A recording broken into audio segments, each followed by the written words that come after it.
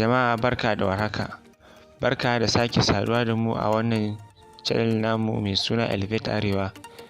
Channel ne wanda yake bayani, yake ilmantarwa kuma faɗakarwa game da kimiyya da fasaha, kuma akan abubuwan da suka shige wa mutane duhu.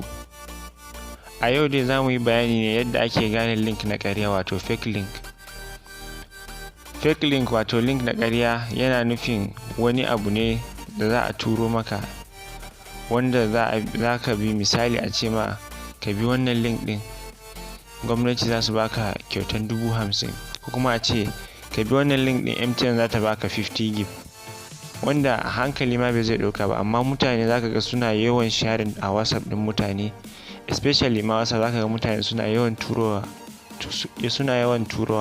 su ce ka bi wannan link ɗin za a baka kaza, ko ka bi wannan link ɗin za a baka kyautan iPhone. Ina ka taɓa gani haka?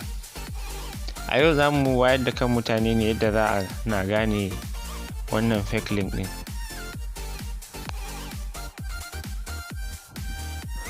Na farko shine babu alama cewa link ɗin na gwamnati ne. Ba za ka ga alaman cewa link ɗin na gwamnati ba ne.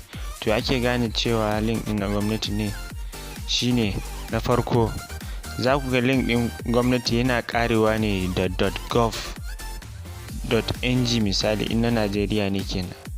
In wani ƙasa ne ga sunan ƙasan ne, ko kuma za ku ga .com misali .com.ng shine zai nuna cewa wannan link ɗin na gwamnati ne. Idan baka ga haka ba, tana nufin wannan link ɗin fa ba na gwamnati bane.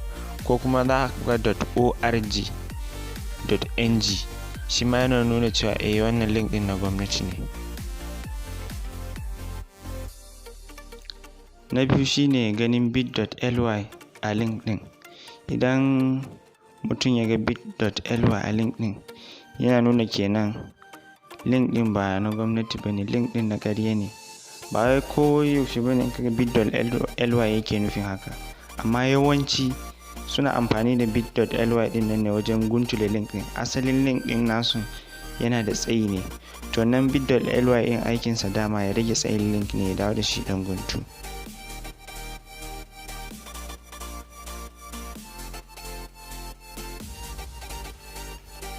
Da fatan kun karu da abin da na nuna muku yau. Kada ku manta kuma ku yi subscribing, ku danna ƙararrawa, ku yi sharing videos ɗinmu don amfanin kowa da kowa. Sai mun sake haɗuwa.